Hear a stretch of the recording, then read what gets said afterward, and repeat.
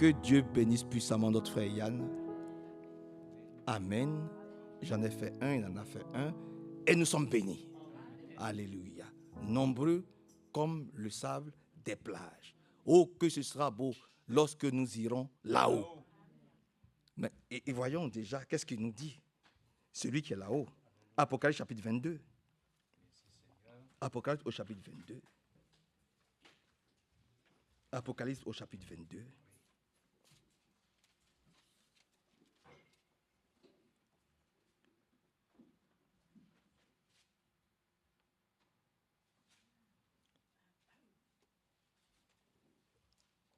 Il est dit, à partir du verset, on peut commencer à partir du verset 6. Puis l'ange me dit, ces paroles sont vraies et dignes de confiance. Et le Seigneur Dieu, qui inspire les prophètes, a envoyé son ange pour montrer à ses serviteurs ce qui doit arriver bientôt. Asseyons-nous. À ses serviteurs les prophètes. Ce qui doit arriver bientôt. Voyez-vous. Il a envoyé son ange pour montrer à ses serviteurs ce qui doit arriver bientôt. Écoute, dit Jésus. Amen.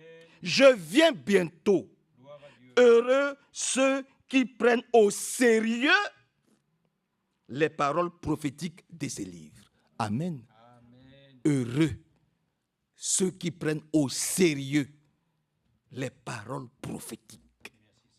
Oh, que ce sera beau lorsque nous irons là-haut. Mais pour aller là-haut, il faut prendre au sérieux les paroles prophétiques, mais de ce livre. Alléluia.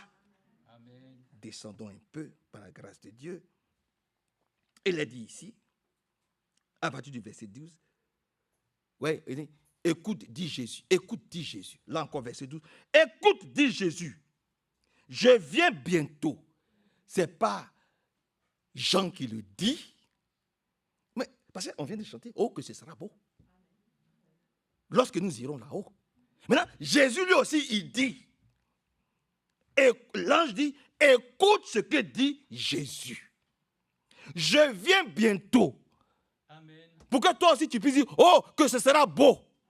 Amen. Lorsque j'irai avec qui? Avec lui là-haut. Voyez-vous.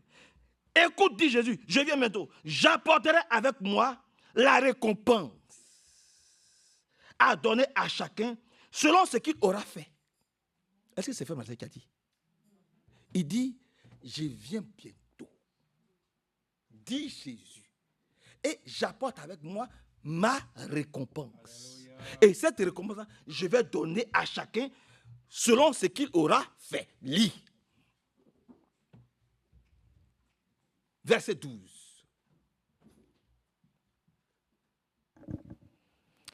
Voici, je viens bientôt et ma rétribution est avec moi. Ma récompense, c'est pareil. Continue. Pour rendre à chacun selon son œuvre. Pour rendre à chacun selon son œuvre. Et ici, c'est pour rendre à chacun selon ce qu'il aura fait. Venir à l'église, c'est une bénédiction. Amen. Amen. Il rend à chacun ce qu'il aura fait. C'est ce qui est écrit ici, par la grâce de Dieu. Voyez-vous. Et que Dieu nous bénisse. Maintenant, il dit, verset 14, pour aller rapidement. Non, mais il continue. Je suis l'alpha et l'oméga, le premier et le dernier, le commencement et la fin. Bon, qui est quelqu'un qui dit, je suis premier. Vous allez mettre quelqu'un devant lui. Il dit Jésus. Il dit, je viens pour récompenser chacun selon les actes et selon les œuvres qu'il a posées. Maintenant, il dit, je suis l'alpha et l'oméga, c'est-à-dire le commencement et la fin. Mettez quelqu'un devant lui, on va voir. On ne peut pas. Il est le commencement et la fin par la grâce de Dieu. Et que Dieu nous bénisse. Maintenant, il dit, heureux ceux qui lavent leurs vêtements et qui ont ainsi le droit de manger les fruits de l'arbre de la vie. Mais vous êtes avec moi, c'est bon. Soyez là. Hein. C'est ce que nous allons manger tout à l'heure. C'est une parole d'introduction. C'est ce que nous allons manger tout à l'heure. Ce que nous allons manger là, ce sont les fruits de la vie éternelle. Les paroles de Dieu, les versets bibliques, ce sont des fruits succulents. Alléluia. C'est un mets. C'est-à-dire, il n'y a pas de nourriture meilleure que la parole de Dieu. Amen. Mais il faut aimer la parole de Dieu. Vous êtes avec moi? Voilà. Il n'y a pas de meilleur. Il dit, heureux ceux qui lavent leurs vêtements et qui ont ainsi le droit de manger les fruits de l'arbre de vie et d'entrer dans les portes de la ville céleste. Qui ont le droit de rentrer dans les portes de la ville céleste, la ville de Dieu. Ce n'est pas d'aller à Las Vegas. Ou je ne sais quoi, ou à Venise, ou je ne sais pas. Qu'est-ce qu'on peut s'imaginer? Oh, il y a des belles villes sur cette terre-là. Mais nous allons comparer les villes sur cette terre à la ville de Dieu. Ce n'est pas possible. Que Dieu nous aide et que Dieu nous bénisse puissamment. Et que son beau nom soit loué et exalté. Bon, quand on descend un peu, par la grâce de Dieu, hein? Verset combien? Verset 17. Ah oui, voilà. Bon, allons à verset 17, par la grâce de Dieu. Verset 16 même. Moi, Jésus, j'ai envoyé mon ange pour vous révéler tout cela dans les églises. Dis amen dans cela. Amen. Pour nous révéler le message biblique de la fin des temps. Que nous n'allons pas manger ailleurs. Mais c'est dans l'église de Jésus-Christ que se trouve ce message biblique-là. Il dit, moi Jésus, j'ai envoyé mon ange pour vous révéler tout cela dans les églises. Je suis le descendant de la famille de David, l'étoile brillante du matin. Alléluia. L'esprit et l'épouse disent, viens. Oui. Que celui qui entend cela dise, Seigneur, viens. Viens, Seigneur. Que celui qui a soif vienne et boive gratuitement. Que celui qui veut de l'eau de la vie éternelle la reçoive gratuitement. Dis amen. Que Dieu nous aide. Que Dieu nous bénisse. Vous voyez, chez lui c'est gratuit. Mais ailleurs, il faut payer le purgatoire. Il faut payer le paradis. Et il y a même des pasteurs qui disent maintenant, venez, vous devez payer le paradis dans les églises évangéliques. Et il y a beaucoup de gens qui viennent du monde entier et ils payent leur place au ciel. Quel mensonge! Et ici, la Bible dit, c'est gratuit. Amen. La Bible dit, c'est totalement gratuit. Alléluia. Donc, continuons à prier. Verset 20, pour terminer, il est dit ici, par la grâce de Dieu, celui qui garantit la vérité de tout cela déclare, oui, je viens bientôt. Celui qui garantit, le garant de la vérité, c'est le Seigneur Jésus-Christ. Amen. Il dit, oui, je viens bientôt. Amen. Que Dieu soit loué, glorifié et exalté. Oui, Seigneur, nous avons besoin aujourd'hui, premièrement, de prier. Nous avons vraiment besoin, dans cette fin des temps, frères et sœurs, nous avons vraiment besoin de prier. Alléluia. Éphésiens 6, verset 18. Vous pouvez noter. 2 Timothée 3, verset 16 à 17. Que Dieu nous donne l'esprit de prière. On a vraiment besoin de prier aujourd'hui, frères et sœurs. C'est vraiment un besoin vraiment très important. Et puis, deuxièmement, aujourd'hui dans l'église, nous devons demander au Seigneur, Seigneur, accorde-nous un esprit de repentance. Les chrétiens doivent apprendre à se repentir, à demander pardon pour leurs offenses. Parce qu'il est écrit quelque part, premièrement, repentez-vous d'abord. Ensuite, baptisez-vous. La repentance est capitale. Amen. Pour toi et pour moi. Que Dieu nous aide. C'est écrit dans Apocalypse chapitre 3, verset 3. Repentez-vous. Voilà ce que le Seigneur dit. Repentez-vous. Lisez dans Apocalypse chapitre 3, verset 3. Repentons-nous, frères. Demandons pardon. Repentons-nous. Ayons une vie de repentance, de regret. Ouais. Alléluia. Et puis, chose aussi très, très, très importante. Demandons au Seigneur, Seigneur, aide-moi à croître dans la foi. Ah, ton amen est faible. C'est-à-dire que quand tu dis amen, ça dit, Seigneur, je suis d'accord. Je veux grandir dans la foi pour obtenir les choses que tu m'as promises. Amen. Je veux grandir, je veux croître dans la foi. Et là, les chrétiens encore doivent beaucoup prier pour cela. Quatrième chose, pour lesquelles nous devons beaucoup prier, que nous allons encore prier, nous voulons prier aussi pour résister à tous les assauts du monde. Le monde devient de plus en plus séducteur, rusé, vicieux. Il rentre dans nos vies, ouais, pas effraction, mais de façon tellement, avec beaucoup de vices, subtil, mais il est là. Et nous devons dire au Seigneur, aide-moi à combattre les assauts, à résister à tous les assauts. Ailleurs, il a dit, résistez-lui avec une foi ferme. Donc vous voyez que la foi encore revient dans cette affaire. Résistez-lui avec une foi ferme et il fuira loin de nous. Oui, que Dieu, là encore, nous aide et nous bénisse. Et puis, une chose aussi qui est tellement importante dans la vie du Seigneur, pour laquelle nous allons prier, c'est que les chrétiens doivent garder l'espérance éternelle. Vous êtes d'accord avec la parole de Dieu? Un véritable enfant de Dieu, il garde toujours l'espérance. Le chrétien, c'est celui qui vit d'espérance éternelle. Paul savait que l'enlèvement, c'est pour lui. Et toi et moi, comme Paul, nous devons nous dire, l'enlèvement là, c'est pour nous. Il vit d'espérance éternelle. Il sait, il est convaincu que Dieu ne l'abandonnera jamais, que Dieu ne le laissera jamais. Quelles que soient les épreuves, quelle que soit la situation dans laquelle il passe maintenant, il est sûr que le Seigneur Jésus-Christ ne l'abandonnera pas. Il vit d'une espérance éternelle. La foi est une ferme assurance des choses qu'on espère. La démonstration de celles qu'on ne voit pas. Mais on croit que l'enlèvement viendra certainement. Et nous y serons.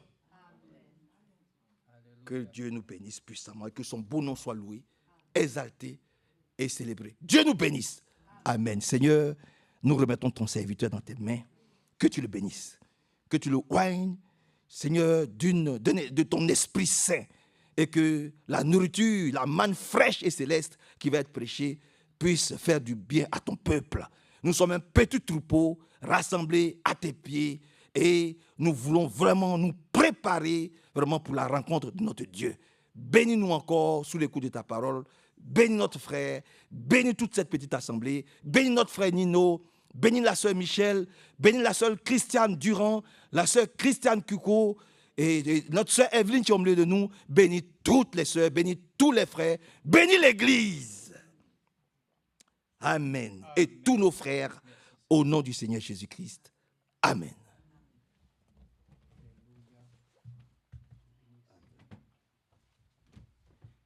Amen. Que le Seigneur soit remercié. Je pense à une expérience que j'avais eu l'occasion, quand j'étais plus jeune, de vivre, quand nous étions avec les parents en vacances. Nous partions à différents endroits et nous allions parfois dans des pays, même divers, mais il y avait toujours quelque chose qui était quasiment le même, c'était que quand on visitait, parce que c'était comme ça à l'époque, on visitait des églises catholiques. C'était comme ça. On visitait les églises catholiques. Et pour beaucoup, il fallait des fois mettre une pièce dans un appareil pour que la lumière puisse éclairer la Vierge Marie. Ah, c'est une petite pièce. Ou mettre quelques cierges pour pouvoir éclairer, voyez-vous, les endroits par lesquels ainsi tout est un peu sombre. Combien nous remercions le Seigneur qu'il nous accorde la lumière gracieusement, gratuitement. Il est la lumière du monde. Il n'y a pas besoin, frères et sœurs, quand nous venons ici, d'avoir l'obligation de mettre un billet ou de mettre une aumône. Nous mettons simplement avec foi notre cœur à l'écoute de la parole de Dieu. Et c'est lui qui crée en nous des sentiments par lesquels nous voulons à sa suite le remercier. Par des louanges, par l'adoration, par notre présence, par l'écoute de sa parole. Amen. Mais également aussi par la présence déjà physique de chacun. On peut y ajouter aussi nos dîmes, nos offrandes. On peut y ajouter beaucoup de choses. Tout ça, c'est parce que Dieu a mis dans notre cœur ce désir de le faire pour lui, sans que nous ayons besoin nous-mêmes de pouvoir ainsi avoir quelque chose que nous serions obligés de faire pour que nous puissions trouver la lumière. Nous n'avons pas cherché Dieu, mais Dieu lui-même qui nous a cherchés, il nous a trouvés. Et il nous a accordé ainsi sa présence. Regardez Israël, c'est lui qui était la colonne de feu. Et la colonne de nuée les conduisait jour et nuit. Il est la présence indispensable dans notre vie. Il est la lumière du temps présent. Pour ça, nous le disons, nous remercions le Seigneur que nous ayons eu la lumière au temps du soir. Amen. Nous n'avons rien fait. Mais Dieu avait fait une promesse, je vous enverrai Élie le prophète, afin que s'accomplisse ce que Dieu souhaitait pour que l'Église puisse être rendue présentable, sans rides, sans taches, ni rien de semblable, de lui accorder ainsi, d'être ainsi amené à la restauration, d'être amené ainsi à l'état original de l'Église primitive. Donc tout ceci, c'est pour moi et pour toi une joyeuse espérance. Amen. Dieu lui-même a commencé une œuvre, il va l'achever. Tu vois, ce soir, on veut parler d'une chose, et le frère l'a déjà dit ici, et c'est merveilleux, c'est que, dans le fond, si nous sommes inquiets, peut-être de notre situation, de qu'est-ce qui va nous arriver, puis le jour d'après, mais le Seigneur n'a pas dit de considérer le jour d'après, il a dit, aujourd'hui, si vous entendez ma voix, aujourd'hui, c'est le jour de grâce, c'est le jour du salut. Amen. Mais nous, on se préoccupe de demain, et même d'après-demain. Puis qu'est-ce qui va devenir, le futur, mon avenir? Et qu'est-ce qui va se passer? Voyez ça, Dieu prend soin du lendemain. Amen. Lui qui prend soin de ce jour nous accorde la grâce de ne pas nous laisser ainsi, voilà, dans les ténèbres. Nous étions ténèbres, maintenant nous sommes lumière. Donc nous sommes reconnaissants. Si nous manquons, frères et sœurs, de clarté dans notre existence, nous nous inquiétons inutilement. Et même, tout devient tourment. Tout devient même ainsi des sujets par lesquels nous sommes dans l'inquiétude. Mais regardez, quand nous lisons la parole de Dieu, et le frère l'a lu ici justement dans l'écriture de Apocalypse, relisons ensemble cette écriture dont il est dit. Moi, je suis très content parce que justement, frères et sœurs, la parole de Dieu nous a été donnée pour notre temps afin que nous soyons préparés. Amen. C'est ce qui a été dit du temps de Jean-Baptiste. Il fallait que le peuple soit bien disposé. Mais il faut qu'on soit bien disposé à quoi? Mais comme le frère l'a dit, à son retour. Moi, le Seigneur dit, je viens. Alors ceux qui entendent ça, ils disent, je viens. Amen. Ah oui, tu viens, Seigneur Jésus. Donc ça, c'est ton espérance. Donc notre avenir est lié aux promesses de Dieu et à l'accomplissement de ce que lui-même, il nous a dit. Alors déjà, la chose qui est importante, il dit ici, verset 6, chapitre 22, il me dit, ces paroles sont certaines et vraies. Amen. Amen. Toute la parole de Dieu est vraie. Amen. Mais toute parole qui sort de la bouche d'un homme, vous allez dire, oui, il y a peut-être... Non, ne dis pas, commence pas à dire qu'il y a à peu près du bon. La Bible dit, toute parole qui sort de la bouche d'un homme, c'est faux. Pourquoi? Parce que la seule chose qu'il peut dire de valable, c'est ce que Dieu a dit avant.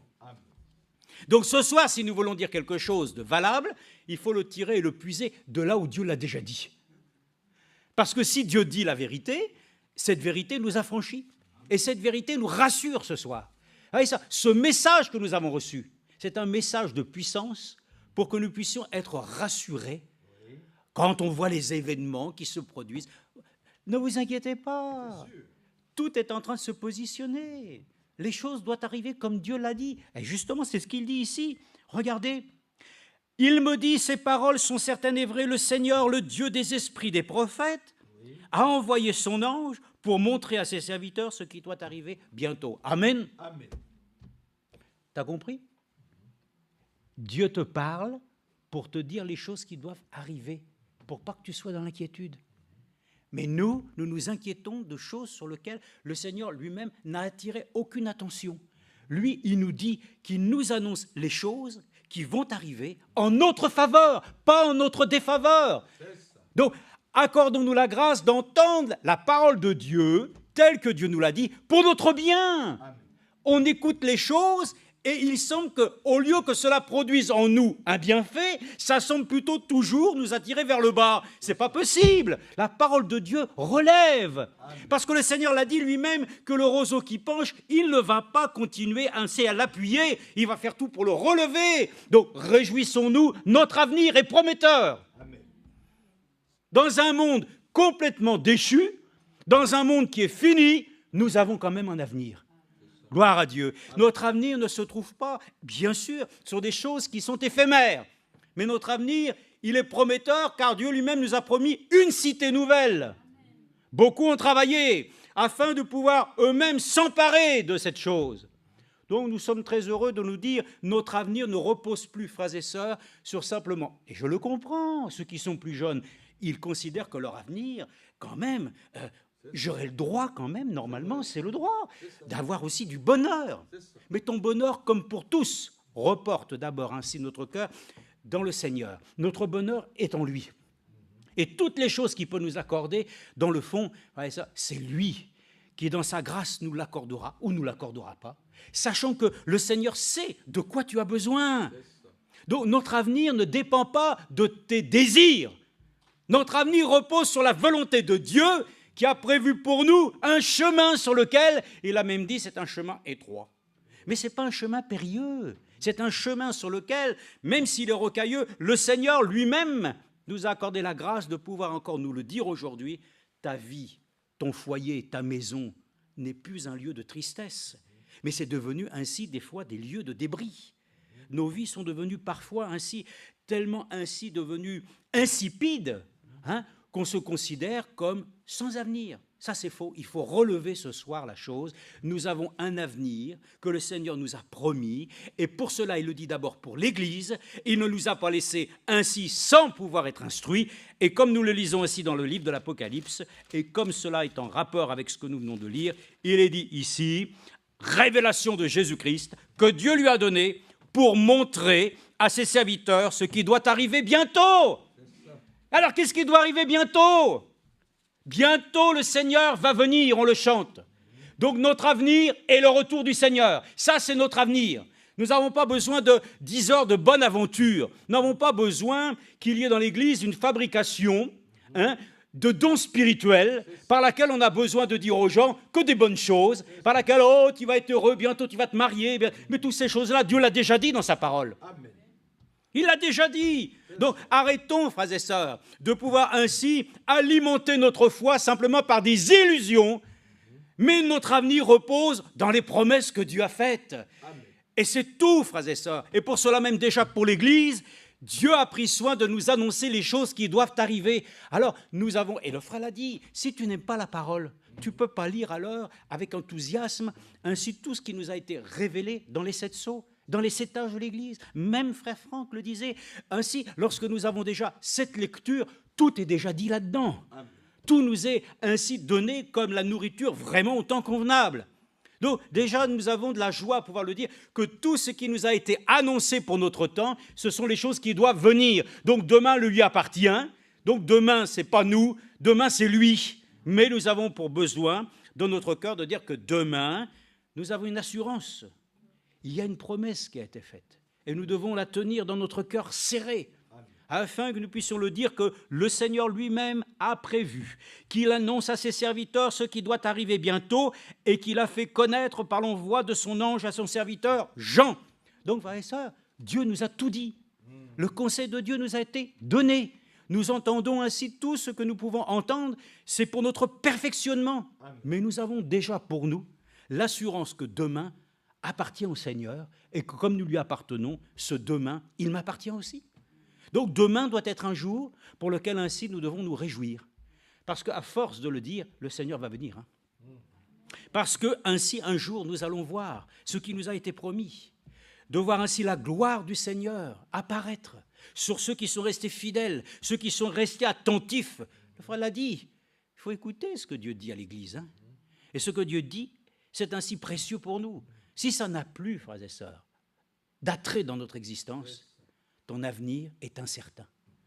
Mais pour celui qui reste ancré pleinement dans ce que Dieu est en train de faire dans son Église, alors là, ton avenir, il se révèle.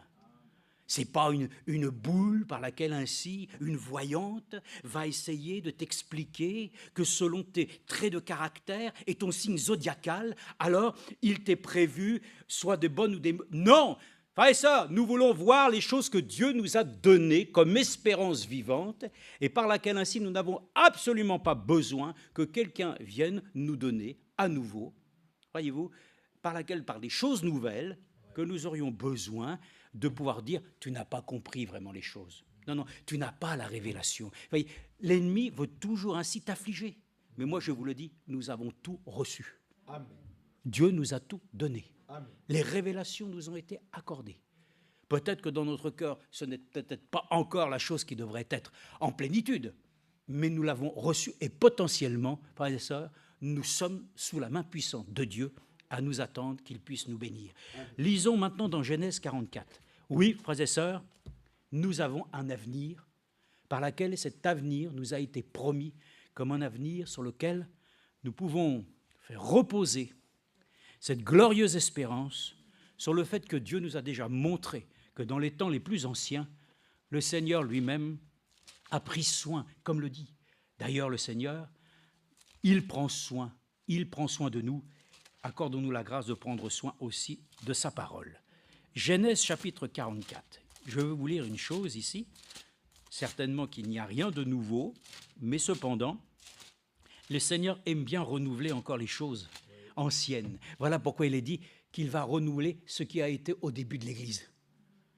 Ce qui a été à la Pentecôte va revenir encore une fois puissamment. Amen.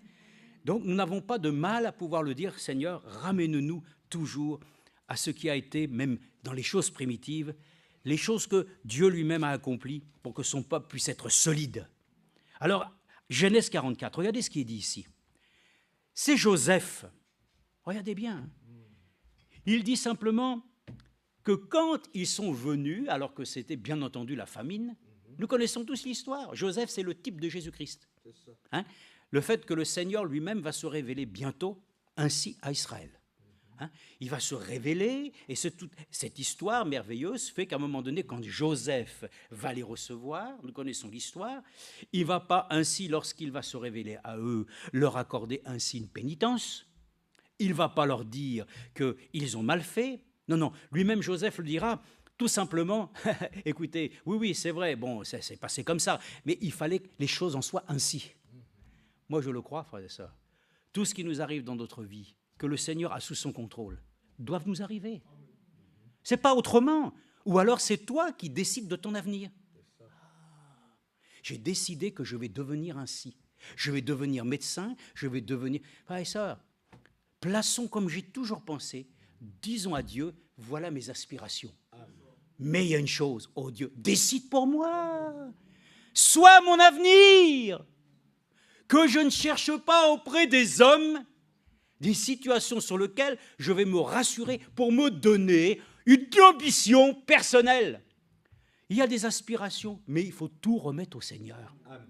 Toujours. Notre avenir dépend de celui qui a vu d'avance. Parce que lui-même qui nous a élus avant la fondation du monde, nous a prédestinés à des œuvres qui ne sont pas des œuvres mortes, mais des œuvres qui doivent vivre pour Dieu. Notre avenir ne repose pas, frères et sœurs, sous nos illusions, sur nos désirs, mais bien sur ce que Dieu a préparé pour nous. Et il dit simplement, voilà, Joseph, voyant la chose, vous savez, il va les renvoyer, mais il dit simplement, il donna cet ordre à l'intervenant de sa maison, rempli de vivres les besaces de ces gens, autant qu'ils en pourront porter, et mets l'argent de chacun à l'ouverture de sa besace. Tu mettras aussi la coupe d'argent, à l'ouverture de la besace du petit, avec l'argent de son blé. L'intendant fit ce que Joseph lui avait dit, et ainsi de suite, et ainsi de suite. Puis plus loin, il est dit dans l'histoire que, bien entendu, à un moment donné, ils ont été arrêtés. Et verset 12, l'intendant fouilla, commençant par le plus grand et finissant par le plus petit. Et la coupe fut trouvée dans la besace de Benjamin. Ce n'était pas pour rien non plus. Hein? Oui, dans notre vie, frères et sœurs, il n'y a pas de hasard. Notre avenir n'est pas une chose hasardeuse. Demain, écoute, je ne sais pas ce qui va arriver. Hein. Bon, peut-être ci, peut-être ça. Non. Notre langage, c'est demain. Demain, Dieu prendra soin que ma vie, qui a été remise entre ses mains, ne sera pas une vie décapitée, une vie sur laquelle je m'attends toujours à ce que ça soit pire. Attendons-nous que demain soit un jour meilleur. Parce que même l'homme de Dieu a dit, on vient à l'église, pas pour être pire, mais pour devenir meilleur. Donc, le jour qui doit venir doit être un jour qui me rend meilleur. Mais nous, ben oui, c'est comme ça. Et on s'habitue dans notre langage. Parce que c'est comme ça, alors on s'habitue, bah oui, parce que c'est comme ça va être comme ça. On se fait des logiques. Avec Dieu, il n'y a pas de logique. Avec Dieu, il y a la foi. Et chaque jour est nouveau. Et quand un jour est nouveau, on dit, Seigneur, dorénavant, ce qui était hier, je ne veux même plus en entendre parler. Mais qu'aujourd'hui soit un jour nouveau, que je puisse expérimenter, car mon avenir, que tu m'as promis, est de pouvoir expérimenter ton amour, d'expérimenter les choses du ciel. Voyez-vous ? Mais nous, quand on part généralement encore dans ce monde, on continue à vivre avec les archaïsmes, ainsi de cette existence dont nous connaissons malheureusement les tenants et les aboutissants. Il faut que nous puissions considérer que notre avenir aujourd'hui est plus important que notre vie. Parce que notre avenir ainsi n'est pas celui que nous nous tissons, mais c'est celui que Dieu a prévu. Je vous dis ça parce que le temps est court et que nous devons nous préparer à pouvoir ainsi gagner le ciel et d'avoir ainsi comme priorité de pouvoir voir Jésus. Ah oui, c'est lui que nous devons voir. Donc il dit, après avoir ces choses-là, Joseph, ayant bien entendu monté cette affaire, ils déchirèrent leurs vêtements, chacun rechargea son âne, et ils retournèrent à la ville. Judas et ses frères arrivèrent à la maison de Joseph, où ils étaient encore, et ils tombèrent à terre devant lui. Joseph leur dit, « Et quelle action avez-vous faite ? Ne savez-vous pas qu'un homme comme moi a le pouvoir de deviner l'avenir ?» Qu'est-ce que vous en pensez de ça ? Mais c'était un montage. Bien entendu, il pouvait connaître les choses, parce que lui-même déjà avait souhaité que ces choses se passent ainsi.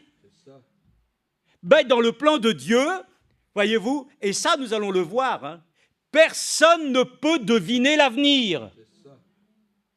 Comprends-tu ? Là, en tant qu'homme, il a voulu montrer que Joseph maîtrisait la situation. Moi, je vous dis, hein, notre avenir, c'est Dieu qui la maîtrise. Hein. Ce n'est pas un homme qui peut dire qu'il est en capacité de pouvoir connaître l'avenir. Ça, il faut qu'on puisse le dire aujourd'hui. Il n'y a que Dieu qui révèle les choses. Bon, ça, lisons encore dans Daniel. Donc là, dans le cas de Joseph, c'était particulier parce que la chose avait été prévue. Donc il a montré, hein, de dire, voyez-vous, moi je connais toutes choses. Hein. Non, il n'y en a qu'un Dieu qui connaît toutes choses. C'est Dieu lui-même. Hein. Donc, que personne ne puisse dire... Je dis ça parce qu'il y a eu tel problème dans les... Moi, je le savais. Hein. Ah, tu le savais ? Oui. Ça, pour moi, je l'avais déjà vu d'avance. Mais tu connaissais la chose, mais tu n'as rien dit, tu n'as rien fait pour l'éviter. Hein. Moi, je ne veux pas ainsi de personne, et je ne veux pas pour moi pouvoir connaître les choses, hein, et de ne pas pouvoir ainsi, alors, si je vois et je discerne des choses, pouvoir les utiliser de telle manière pour éviter les problèmes. Mais il y en a qui attendent que les problèmes soient là pour dire « moi, je l'avais vu ».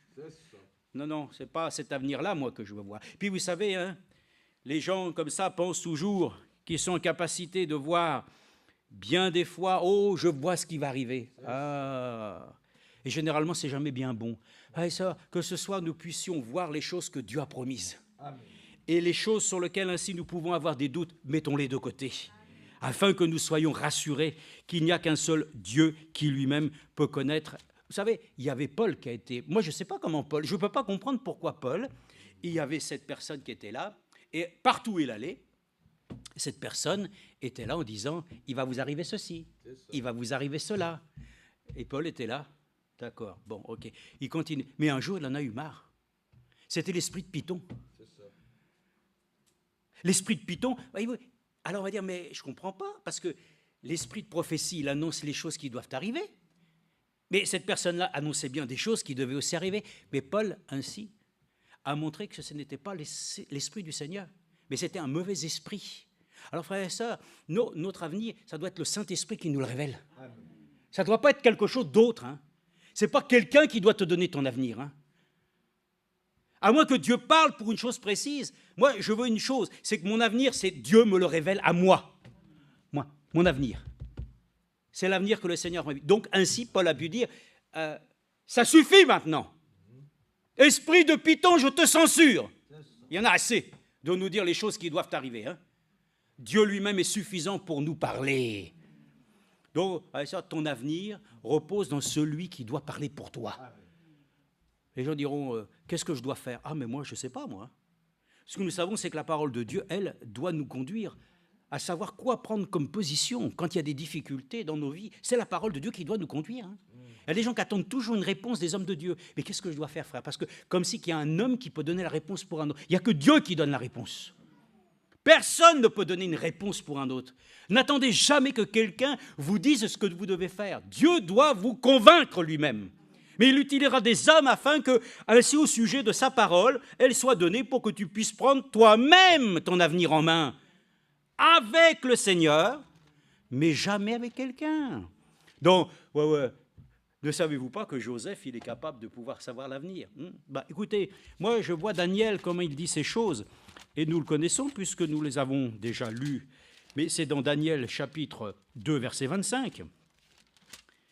C'est pour ça dit, Dieu m'a parlé, Dieu m'a dit ceci, j'ai eu un songe. Oh, attention, hein, ces choses-là font appel à l'Esprit du Seigneur pour te dire des choses qui doivent t'arriver, comme le Seigneur lui-même a dit aux esprits des apôtres, afin qu'ils puissent nous dire les choses qui doivent arriver. Donc faisons très attention d'être sûrs que les choses que nous recevons, c'est vraiment dans l'avenir que Dieu a prémis. Ne nous mettons pas ainsi un avenir prometteur où Dieu n'a rien à voir là-dedans. Ça, c'est très important. Ne nous mettons pas des choses qui deviendront des fardeaux. Soyons convaincus que Dieu a dit. Vaut mieux alors qu'il n'ait rien dit, que de se mettre dans des situations de conflit, n'est-ce pas? Donc il est dit, verset 25, chapitre 2 de Daniel, « Héroc conduisit promptement Daniel devant le roi et lui parla ainsi, j'ai trouvé parmi les déportés de Juda un homme qui donnera l'explication au roi. » Vous y croyez, vous? Vous y croyez ou pas? L'homme parle comme un homme. Il y a un langage d'homme pour les hommes. Dire une chose de la part d'un homme, c'est du domaine terrestre. Mais quant à accomplir une chose, amen, qui vienne d'en haut, il n'y a que Dieu qui peut le faire. Mais l'homme peut dire des choses. Voilà, je t'amène un homme qui va être capable. Mais non, pas du tout. Pas du tout. Un homme qui donnera l'explication au roi. Le roi prit la parole et dit à Daniel qu'un nommé Beljatsar, es-tu capable de me faire connaître le rêve que j'ai vu et son explication?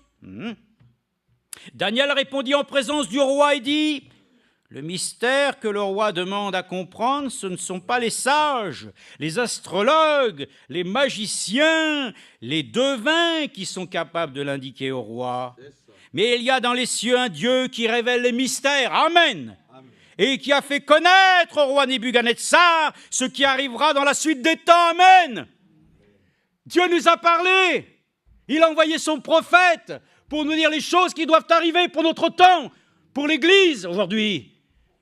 Déjà, il faut l'accepter soi-même. Si tu n'acceptes pas que Dieu ait parlé pour donner à l'Église les choses qui doivent arriver, c'est d'abord que tu regardes à ta petite personne. D'abord, tu t'inclus dans ce que Dieu lui-même a annoncé, de ce qu'il veut faire et ton avenir. Oh, alors là, moi, je suis situé réellement dans ce que Dieu est en train d'accomplir. D'abord, tu te mets dans le plan de Dieu. Et ensuite, toi, tu te mets à sa disposition pour dire, moi, de ma petite personne, qu'est-ce que je peux faire pour toi? Et le Seigneur dira, laisse-moi faire. Laisse-moi accomplir mes desseins à travers ta vie. Puisque tu as compris que ton avenir repose dans ce que moi j'ai prévu pour l'Église, épouse, ne t'inquiète pas. En tout cas, il dit ici, mais il y a dans les cieux un Dieu qui révèle les mystères et qui a fait connaître au roi Nebuchadnezzar ce qui arrivera dans la suite des temps. Voici ton rêve et les visions que tu as eues dans ton lit. Oui, parce que là, frères et sœurs, Dieu a vraiment confirmé que les choses qui ont été annoncées par Daniel venaient du Tout-Puissant. Parce qu'avant même d'interpréter les choses et de dire et d'expliquer selon la pensée de Dieu, il a dit, voilà, je vais te dire même ta vision. Attends, mais comment c'est possible? Personne n'a rien dit. Oui, non, mais moi, non seulement Dieu va me révéler, mais il va déjà me donner le sujet. Dieu avait donné le sujet et il dit, voilà ce que tu as rêvé. Ah ben ça, c'est déjà incroyable. Oui, ce que tu as rêvé, voilà. Maintenant, Dieu me donne cette explication. Donc, Il est dit, dans ton lit, ô roi, il t'est montré des pensées touchant ce qui arrivera dans la suite, et celui qui révèle les mystères t'a fait connaître ce qui arrivera. Amen. Amen. Si ce mystère m'a été révélé, ce n'est pas qu'il y a en moi une sagesse supérieure à celle de tous les vivants, mais c'est afin que l'explication soit donnée au roi et que tu connaisses les pensées de ton cœur. Amen.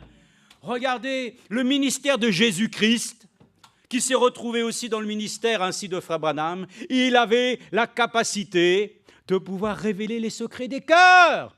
Tu veux connaître ton avenir? Laisse-toi consulter par Dieu. Et Dieu va révéler les secrets de ton cœur. Amen. Notre avenir prometteur nous est voilé à cause encore de situations qui nous tiennent liés, frères et sœurs.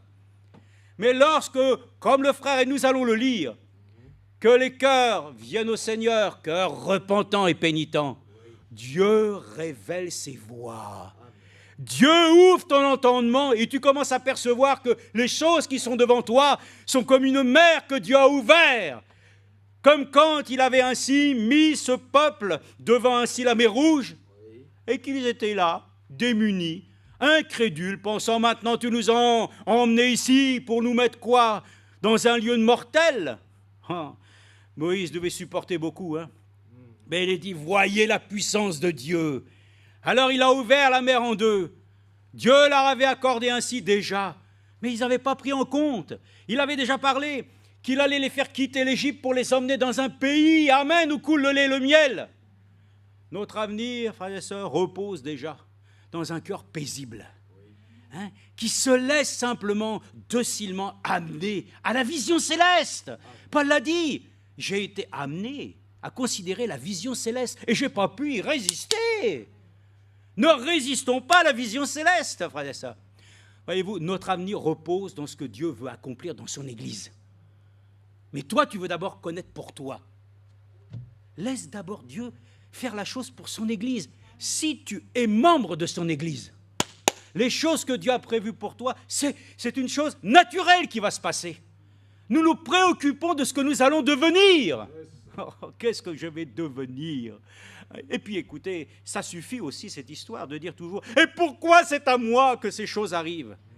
Tu es en train de te maudire toi-même.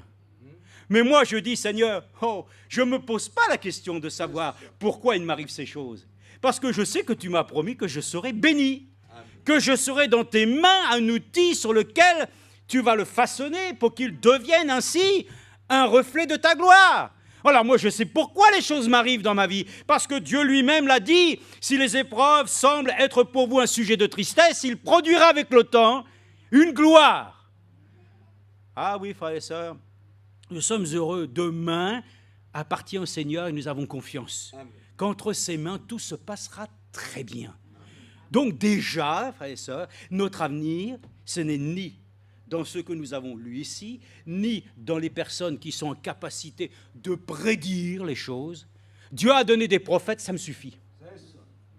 Dieu a établi ainsi, c'est vrai, c'est voyant, il a établi dans l'Église des dons, des prophéties, des choses qui sont parfaites et qui ne nécessitent pas, frères et sœurs, d'avoir d'autres choses pour ainsi nous réconforter ce soir, par laquelle ainsi nous pourrions trouver je ne sais quelle histoire pour donner aux gens la foi.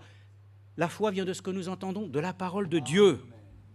Dieu, regardez même dans Lévitique, encore une fois, ça a été dit, nous l'avons déjà lu, mais nous le relisons, parce que vous soyez, voilà, absolument convaincus, il n'y a aucun autre moyen, frères et sœurs. L'Internet, je l'ai déjà dit une fois, mais pour faire de l'argent, je pense en tout cas, mais on a quand même l'audace de vous dire qu'on peut, si vous le souhaitez, en envoyant un petit billet, vous dire le jour de votre mort. Alors moi, je ne peux pas parce que je sais quand est-ce que je suis mort. C'est en Jésus-Christ. Donc ma mort, déjà, je connais la date, c'est le jour où je me suis laissé, amen, enterré avec lui. Amen. Je suis déjà mort au péché. Et la chose qu'il me dit, c'est que nul ne connaît le jour de sa venue. Mais j'ai reconnu le temps. Et le temps me porte à me dire que, oui, je ne crains plus simplement. Les choses, à force de les dire, vont arriver. Mais à force de dire que tu crois réellement que le Seigneur lui-même viendra t'enlever, ça va t'arriver. Ça va nous arriver, frères et sœurs. Et c'est une grâce que Dieu nous fait que de nous accrocher à cela et de ne pas simplement regarder l'actualité qui est d'ailleurs parsemée de beaucoup de commentaires contradictoires. Un jour on dit une chose, on dit un autre jour, oui, mais il y a eu un autre événement. Parce qu'ils sont incapables de pouvoir prédire les choses qui doivent arriver. Mais Dieu les a déjà données. Israël sera vainqueur. Donc tout le reste, frères et sœurs, n'est que superflu. Dans Lévitique, justement, Lévitique, chapitre 20, je pense, où il est dit. Oui.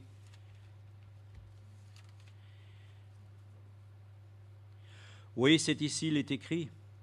Si une personne, verset 6, se tourne vers ceux qui évoquent les morts, ou vers ceux qui prédisent l'avenir, pour se prostituer avec eux, c'est pas rien, hein? Je tournerai ma face contre cette personne et je la retrancherai du milieu de son peuple. Si une personne se tourne vers ceux qui évoquent les morts ou vers ceux qui prédisent l'avenir. Non. Tournons nos regards vers Jésus. Le seul qui suscite la foi l'amène à sa perfection. Ayons cette conviction. Tu as besoin d'une réponse ce soir? Je ne te la donnerai pas. Mais Dieu te l'accordera. Tu comprends? C'est ça. Les hommes ne peuvent pas donner des réponses aux hommes. Mais Dieu, comme Frère Franck a dit, les hommes posent des questions, Dieu répond. Puisse Dieu répondre ce soir à tes questions, à tes points d'interrogation, d'exclamation, tes points concernant les choses que tu vis aujourd'hui. Ça va m'emmener où tout ça? Où est-ce que ça va m'emmener? Je ne sais plus, moi, j'ai plus d'issue. Mais ça, c'est dans le code de la route qu'on a mis ainsi des voies sans issue. Pour qu'on puisse se dire qu'il ne faut pas aller là-dedans. Alors, Jésus nous dit simplement, venez vous tous qui êtes fatigués et chargés, je vous donnerai du repos. Amen. Mon avenir repose ainsi dans le repos. Le repos du Seigneur. Ce n'est pas dans les inquiétudes, bien sûr. Il y a de quoi s'inquiéter, hein. Il y a de quoi avoir des tracas, c'est normal. Hein. Mais réfugions-nous ce soir dans ce que Dieu lui-même a prévu pour nous. Les hommes qui sont écrits dans Hébreu ont regardé de loin des choses. Ils n'ont même pas tenu compte des choses qui pouvaient... Non. Ils regardaient à quelque chose de plus grand. Amen. Amen. Leur avenir, regardez aux promesses lointaines. Et déjà, il est touché. C'est ça, hein? Notre avenir se porte. Est-ce que nous voyons déjà Jérusalem? Vous voyez Jérusalem céleste? Vous la voyez pas? Moi, je la vois. Hein. Je la vois tellement. L'homme de Dieu, le prophète nous a prêché ces choses. Quand on réécoute ces choses, vous avez l'impression déjà que vous y rentrez. Lorsque vous méditez, lorsque vous êtes réellement dans l'esprit du Seigneur, consacré aux choses, vous touchez déjà les choses. Mais dès que, frères et sœurs, on s'éloigne, c'est vrai, alors on sent la cité céleste s'éloigner de nous. Hein. Nous voulons courir vers le but afin de remplir le prix.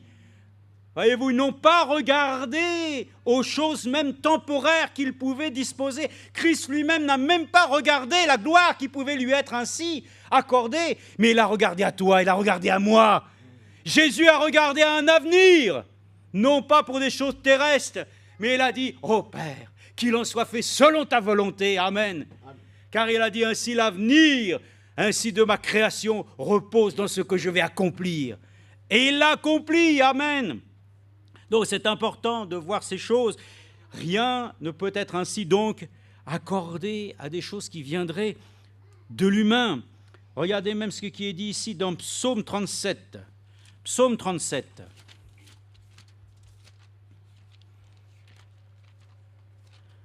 Le Psaume 37, verset 37.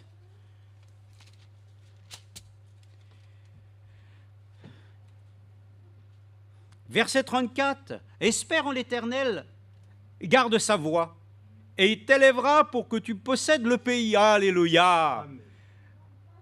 Nous marchons vers Canaan, et nous marchons vers la cité céleste.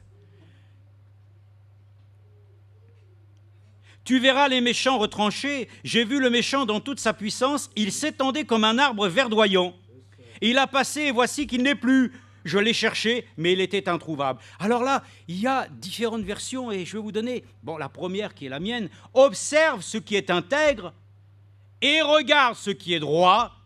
Il y a un avenir pour l'homme de paix. Amen. Es-tu en paix avec Dieu? Oui, nous sommes réconciliés, amen, par le ministère de celui qui nous a donné sa paix. Mais est-ce que dans notre vie de tous les jours, nous sommes en paix?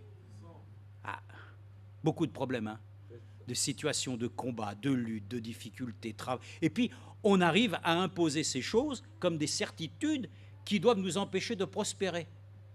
Mais, frères et sœurs, c'est Dieu en premier, n'est-ce pas? C'est lui qui a autorité d'abord sur les événements.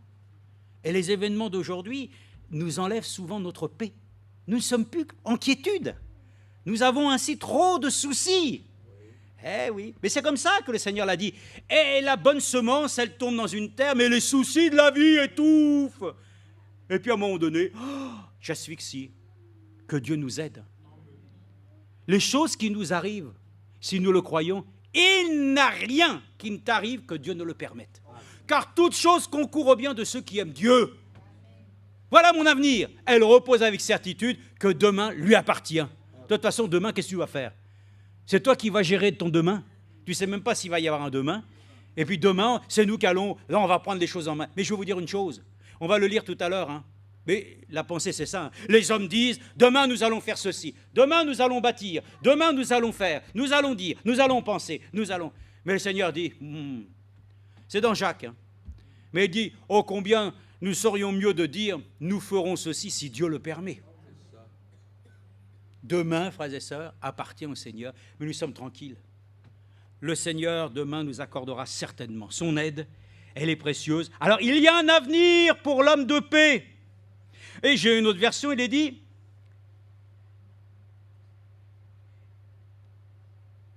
observe ce qui est intègre, car la fin d'un tel homme est un avenir de paix. Amen. Donc là, il est marqué même ainsi pour des personnes qui arrivent ainsi dans la vie à des âges honorables. Même à la fin, le Seigneur rappelle le psaume 23. L'Éternel est mon berger, je ne manquerai de rien. Et quand même je traverse la difficulté, rien n'est sombre, mais ton bâton, ta houlette qui me rassure. En tout cas, ta présence m'accordera la grâce même de pouvoir ainsi partir dans ta présence. C'est ainsi qu'alors, nous le savons, Simeon a pu dire, après avoir vu le Messie, maintenant ton serviteur peut partir en paix. Amen. Amen. Frère Franck est parti en paix. Eh oui, amen. Il a accompli la chose, lui-même l'avait dit avant. Maintenant, il se souciait, c'était un homme, il se souciait comment ça va se passer. Toi aussi, tu te soucies? Mais lui, il s'est soucié, mais il a eu une réponse. Il a dit, mais oui, mais ne t'inquiète pas. Tu t'en vas, mais moi je reste. Eh oui, je suis là, j'ai commencé, je vais achever. Moi-même. Tu t'inquiètes? Tu t'inquiètes de savoir comment la chose va s'achever, mais de la même manière que ça a commencé, par la grâce, par la puissance de la vie, ça va se finir pareil. Parce que la Bible dit que ça a commencé par la parole, ça va finir avec la parole. Oh, soyons réjouis, soyons rassurés. Que le Seigneur lui-même le dit, celui qui est intègre, il regarde ce qui est droit, il y a un avenir pour l'homme de paix. Amen. Si tu n'es pas en paix, s'il n'y a pas la paix, s'il y a les batailles, les guerres, les disputes, les discordes et tout ça, Dieu n'est pas là-dedans. Et là, je peux vous dire, tu ne vois plus demain comme un jour favorable. Job lui-même, dans sa situation, il a continué, il a persévéré. Et il a pu dire maintenant, après avoir entendu parler de toi, mon œil t'a vu. Alléluia. Frères et sœurs, parce qu'il savait même, et il a confessé la chose, que quand bien même il serait mort, mangez pas les petits vers, que tout serait gris. Il sait, je verrai mon Dieu. Dieu me restaurera et je le verrai. Frères et sœurs, c'est une grâce. Notre avenir ne repose pas, bien sûr, sur des choses sur lesquelles tout est ainsi devenu conflictuel. Que notre cœur se repose, encore une fois, sur le Seigneur et lui seul. Jérémie 31, on peut le lire aussi dans Jérémie 31. Jérémie 31.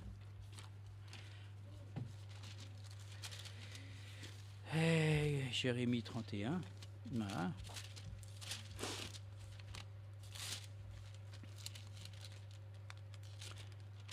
Verset 16.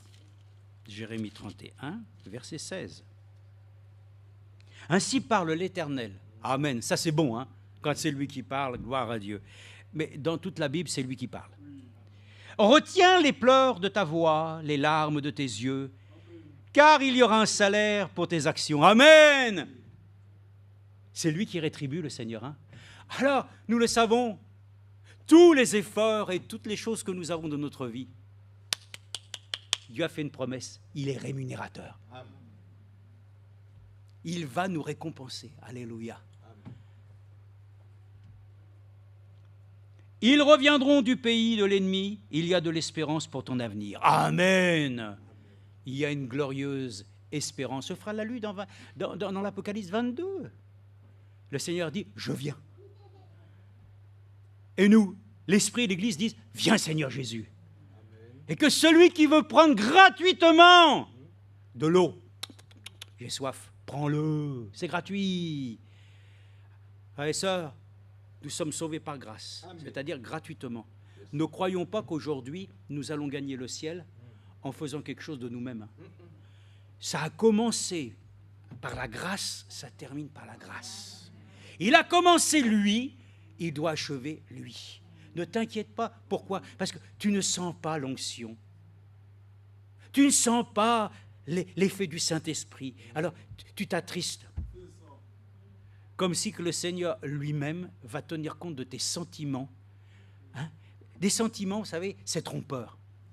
Ils sont nécessaires. Hein? Ils sont nécessaires. Par exemple, quand il y a un homme et une femme qui doivent se rencontrer, il y a les sentiments, c'est normal, c'est humain, c'est charnel. Hein? Mais il doit y avoir quelque chose de plus grand qui domine ainsi ce qui doit les unir ensemble. C'est l'amour de Dieu. Amen. Donc on est content, frères et sœurs, que nos sentiments ne puissent pas nous tromper. Oui. Mais que l'Esprit de Dieu, il ne trompe jamais personne. Alors il y a de l'espérance pour ton avenir. Alléluia. Dans la version Martin, il est également dit ceci, il y a de l'espérance pour tes derniers jours. Et dans une autre version qui est celle de la Bible en français, il est dit, il y a de l'espérance pour tes descendants. Amen. Ouais, je dis à un moment donné, mais il y a de l'espérance pour tout. Parce que le Seigneur l'a dit lui-même, si tu crois dans ton cœur, tu seras sauvé, toi et toute ta famille. Amen. J'ai un avenir pour mes enfants. Oh, mais mon avenir est devenu sombre. Mon avenir est devenu fermé. Ben, que Dieu vienne briser les verrous qui empêchent de pouvoir ainsi nous emparer des promesses de Dieu concernant nos familles. Non, voyez ça, il y a un avenir. Ah oui, mais tu sais, parce que tu regardes ça, d'un seul coup, Paul, qui était un massacreur, qui était quelqu'un qui depuis longtemps faisait des choses hideuses. Du jour au lendemain, à l'instant même, à midi sur le chemin de Damas, sa vie a été changée radicalement.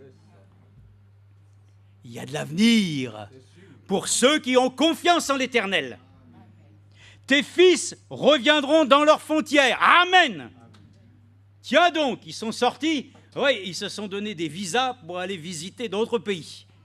Dieu va les faire revenir. Amen. Amen. Vous avez vu que là, d'un seul coup, quand il y a eu les conflits, tout le monde voulait rentrer à la... Il n'y avait pas assez d'avions pour rentrer tout le monde dans leur nation d'origine. Hein. Et ça, c'est le Seigneur qui a fait rentrer Israël dans sa patrie. C'est le Seigneur qui nous fait rentrer dans sa parole. Et c'est le Seigneur qui fera revenir les égarés, les éloignés, parce qu'il y a un avenir pour eux. Parce que Dieu l'a dit. Parce que sa parole le dit. Oui, j'entends Ephraïm qui se lamente. Tu m'as puni et j'ai été puni, comme un veau qui n'est pas dompté. Fais-moi revenir et je reviendrai. Amen. Car c'est toi l'Éternel. Oh, ben non, alors c'est pas bien ça. Après m'être détourné, je me repens. Amen. Il l'a dit. Il faut aussi apprendre à se repentir. C'est difficile déjà de le dire. Repentir, c'est dire. Hein. Mais frères et sœurs, il y a un avenir pour ceux qui sont prêts encore à se laisser un maître sous sa main puissante, à s'humilier.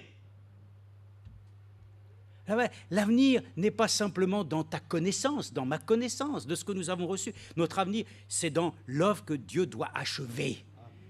Il est l'argile, nous sommes le potier.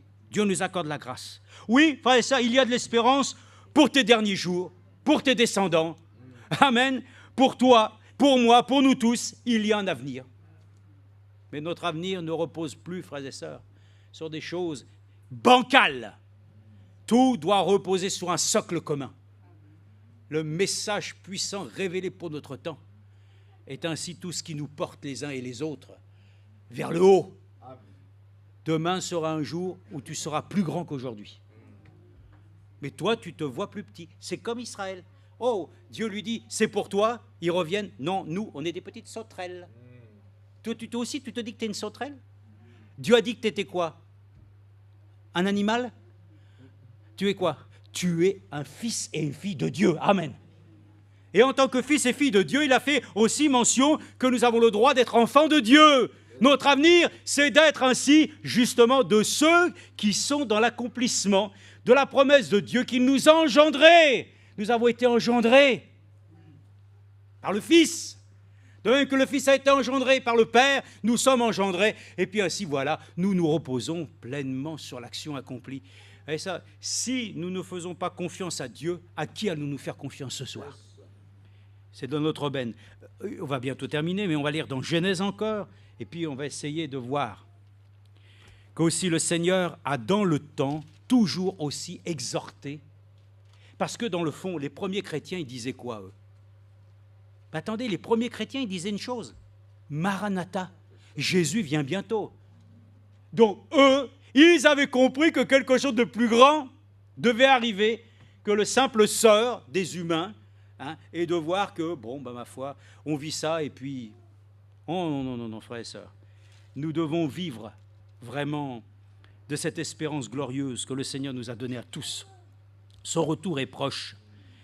Donc Genèse 24, Genèse chapitre 24, il s'agit d'ici d'une très belle histoire. Hein. Tout le monde aime cela. Rebecca. Oui, Rebecca, cette fille de Dieu, ainsi. Alors, ici, 24, 14. Pour Isaac, vous savez tous qu'Abraham, qui était vieux, il a donc ainsi demandé à son serviteur, le plus ancien de la maison, d'aller donc lui trouver une femme. Et vous savez, la situation, c'était clair. Hein. Lorsque le serviteur est arrivé, il avait posé une condition. Vous vous rappelez? Qu'il fallait que celle qui viendrait abreuver ses chevaux, hein, ça serait celle-ci qui insigne. Bon. Regardez ce qui est dit ici. Verset 7. L'Éternel, le Dieu du ciel, qui m'a fait quitter ma famille, ma patrie, lui qui m'a parlé et qui m'a juré de donner ce pays à ma descendance, lui-même enverra son ange devant toi, et c'est là-bas que tu prendras une femme pour mon fils. Si la femme ne veut pas te suivre, tu seras dégagé de ce serment que je te fais faire. Seulement, tu ne ramèneras pas mon fils là-bas. Le serviteur mit sa main sous la cuisse d'Abraham, son seigneur, et lui prêta serment au sujet de cette affaire. Voilà. Et on continue. Verset 13. Me voici placé près de la source d'eau, et les filles des gens de la ville sortent pour puiser de l'eau. Que la jeune fille à laquelle je dirai, penche ta cruche, je te prie, pour que je boive, et qui répondra, bois, et je donnerai aussi à boire à tes chameaux, soit celle que tu as destinée à ton serviteur Isaac. Amen. Amen. Frères et sœurs, mon avenir est lié dans ce que le Seigneur lui-même a prédestiné pour toi. Notre élection, et nous faisons bien hein, de nous attacher à notre élection. Hein. Notre élection est liée à notre prédestination. Est-ce que tu crois que le Seigneur lui-même a vu pour toi les choses d'avance, les meilleures? Amen. Tu vois, c'est ça qu'il faut comprendre aujourd'hui. On a perdu, parce qu'on est devenu très cartésien. On vit au jour le jour. J'entends ça. Oh, nous, on vit au jour le jour. Mais ça, c'est vrai, de toute façon. Qu'est-ce que tu veux faire autrement? Mais si tu vis au jour le jour, sans penser que Dieu lui-même, déjà dans son plan, a prédestiné des choses bénies pour toi, tu commences à vivre dans une certaine médiocrité. Mais lui le dit lui-même, afin que celle que tu auras destinée à ton serviteur Isaac, viennent se manifester. C'est ça qui est merveilleux. Est-ce que tu souhaites aussi que le Seigneur qui t'a destiné toi-même à des choses glorieuses puisse aussi réaliser avec toi ses plans? Que tu sois réellement devenu participant de sa nature divine? Réveillons-nous pour que demain nous puissions le dire. Seigneur, demain, ce n'est pas moi qui vais être simplement passif. Rends-moi un acteur de ma vie chrétienne qui doit devenir à nouveau ainsi une vie attrayante sur laquelle je le dis. Oh, je suis si heureux. La joie du salut est revenue dans mon cœur. Nos vies ne doivent pas être ternes. Non, frères et sœurs, nous sommes reconnaissants à Dieu. Dieu a prévu pour nous. Dieu a vu d'avance des choses sur lesquelles il nous a prévenus. Il nous a déjà tout dit. Alors, réjouissons-nous ensemble de ces choses. Sinon, nous allons nous attrister des malheurs qui ont été annoncés aussi sur la terre. Et les gens disent alors, oui, mais qu'est-ce qui va se passer pendant la grande tribulation? Et puis, je comprends, mais pourquoi tu t'attaches tant à savoir ce qui va être dans la grande tribulation, alors que c'est tellement glorieux de s'attacher aux choses qui doivent ainsi être considérées dans 1 Thessaloniciens, où il est parlé ainsi, je ne veux pas que vous soyez ainsi dans la confusion, que vous soyez ainsi maintenus dans les ténèbres, mais au contraire que vous sachiez, voilà, tous, nous ne passerons pas par la mort. Eh oui. Après avoir les 3 choses essentielles, avoir ainsi reçu aussi au son de la trompette, au son d'un archange, toutes ces choses, nous serons changés en un instant, en un clin d'œil. Gloire à Dieu. Et puis ensuite, quand nous irons à la rencontre de Jésus dans les airs. Gloire à Dieu. Est-ce que c'est toujours cette espérance qui réellement notre fer de lance aujourd'hui? Demandons à Dieu qu'il puisse nous dire que oui, lui-même, il nous a destinés à des choses merveilleuses et glorieuses. Il ne nous a pas destinés, frères et sœurs, à être simplement ainsi amenés à considérer que demain sera un jour. Il faut que Dieu nous aide. Amen. Afin qu'il remette en notre cœur le premier amour. Oui. Il le faut. Parce qu'au premier amour, et quand on se marie, on est comme ça. Tout est beau.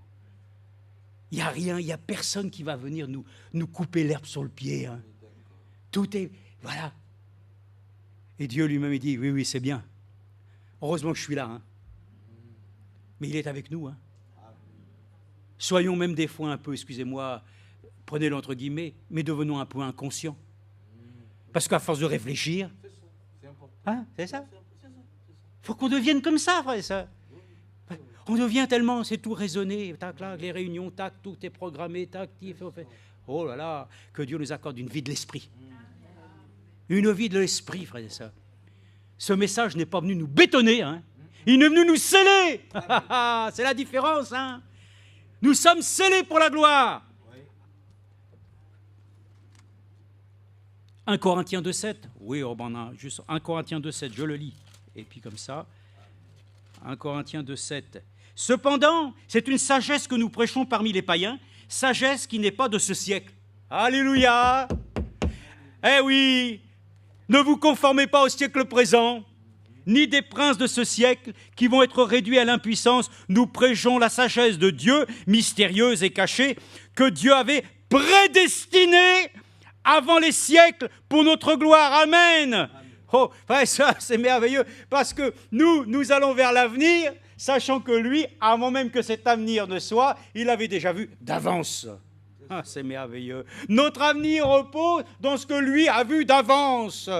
Il connaît les tenants et les aboutissants, il voit la fin avant le commencement.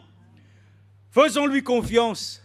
Notre avenir est un avenir sûr, un avenir certain. Il y a un catalogue, j'aimais lire il y a des années, mais je ne comprenais rien la plupart du temps, j'ai arrêté. Ça s'appelait Science et Avenir. Bon, alors aujourd'hui, j'en suis simplement à l'avenir. J'ai laissé la science. Quoique, encore, j'ai pris la science, mais c'est la science de Dieu. Donc, si tu as la science de Dieu, tu as un avenir. Amen. Par laquelle Dieu t'a placé. Ainsi donc, nous sommes reconnaissants pour cela. Donc, il est dit, nous prêchons la sagesse de Dieu mystérieuse et cachée que Dieu avait prédestinée avant les siècles. Alléluia. Donc, nous ne sommes plus simplement des gens du temps présent. Nous sommes déjà ainsi de ceux qui sont dans l'éternité. Amen. Donc, nous regardons, frères et sœurs, comme Frère Branham l'a prêché, au-delà du voile, portant nos regards vers l'invisible. Car les choses visibles sont passagères et ne sont pas la vérité, mais les choses invisibles que nous ne voyons pas à œil nu sont la vérité. Alors nous passerons un jour de la foi à la vue. Alléluia. Et ça, soyons reconnaissants à Dieu aussi. Dieu a fait une promesse aussi. Et je lis rapidement Proverbe 78, 4, simplement, le Seigneur n'a jamais négligé. Et il avait dit déjà aux enfants d'Israël, écoute Israël, tu enseigneras cette parole que tu as reçue, tu l'enseigneras aussi à tes enfants, et elle sera aussi enseignée de tes enfants à tes petits-enfants, et ainsi de suite. De génération en génération. Frères et sœurs, nous avançons de parole en parole, révélation en révélation. Notre avenir, c'est la parole. Parce que rien ne peut être fait sans la parole. Elle a été au commencement, elle est à la fin. Frères et sœurs, notre avenir, c'est ceux qui marchent avec la parole. La parole de Dieu, c'est la vérité. 78, 4, il est dit, regardez, ce que nous avons entendu, ce que nous connaissons, ce que nos pères nous ont redit, nous ne le dissimulerons pas à leurs fils, redisant à la génération future les louanges de l'Éternel et sa puissance et les miracles qu'il a opérés. Amen. Demain, nous pouvons le dire, il nous a été enseigné de croire encore que demain, la puissance de Dieu sera en action. Les miracles ne sont pas encore épuisés de Dieu. Sa compassion, sa miséricorde durera toujours. Demain, frères et sœurs, accordons-nous la grâce de commencer encore des jours nouveaux en ayant la pensée dans notre cœur que oui, ce sera un jour avec des miracles, avec des prodiges. Comment? Je ne sais pas, moi, je ne peux pas vous dire, moi. Vous allez dire, des miracles, je ne sais pas, tu vois, que d'un seul coup, il va tomber 3-4 kilos de lingots d'or. Non, c'est pas ça. Mais des miracles, de voir que là où tu doutais, tu crois maintenant. De là où tu vois que tu étais incapable d'avancer, Dieu t'a donné toutes les capacités pour triompher. Là où tu avais des réticences, tu es devenu ainsi réellement fort et déterminé pour pouvoir le dire, jamais plus. Là où nous nous sommes fait rouler dans la farine, tu te dis maintenant, Dieu m'a accordé la grâce de considérer ces choses comme de la boue d'air, mais que c'était nécessaire. Mais maintenant, aujourd'hui, il en sera différemment. Frère, notre avenir dépend de notre foi, de notre détermination. Amen. Jacques 4,13, je vous l'avais dit, donc je voulais le dire dans Jacques 4,13. Bon, encore une fois, nous terminons, mais c'est vrai. Jacques 4,13, oui, c'est celui-là. Jacques 4,13, il est dit ici, à vous maintenant. Oui. À vous maintenant. Oui. Attendez encore 1 heure pour aller dormir. Oui. On a encore un peu de temps. Les jours raccourcissent. Mais donnez-vous encore un peu de temps pour la prière aussi, d'accord? Il fait chaud, gloire à Dieu. Cet hiver, il fera froid. On a toujours des raisons pour... Mais, frères et sœurs, c'est jour de grâce aujourd'hui. Approchez-vous. Oui, qu'est-ce que j'ai dit? Non, Jacques chapitre 4, verset 13. Oui. À vous maintenant qui dites aujourd'hui ou demain, nous irons dans telle ville, nous y passerons une année, nous y ferons des affaires, nous réaliserons un gain, vous qui ne savez pas ce que votre vie sera demain. Tu vois, frère, il faut lire tous les versets de la parole de Dieu. Tu vois bien que Dieu dit, demain, tu ne sais pas ce que ça va être. Ah bon, d'accord, ok. Vous êtes une vapeur qui paraît pour un peu de temps et qui ensuite disparaît. Mais vous devriez dire au contraire, si le Seigneur le veut, nous vivrons. Amen. Amen. Et nous ferons ceci ou cela, mais maintenant, vous vous glorifiez dans vos présomptions. Toute gloriole de ce genre est mauvaise. Vous devriez dire au contraire, si le Seigneur le veut, nous vivrons et nous ferons ceci ou cela. Amen. Soyons déterminés à dire, oui Seigneur, demain. Oh, il faut être sage. Attendez, la sagesse qui vient des hommes, c'est diabolique. La sagesse de Dieu doit nous porter à nous attendre, à avoir la puissance de Dieu en action, à relever ainsi les malades de leur affliction et de nous délivrer de toute incertitude. Oh, frères et sœurs, nous sommes reconnaissants.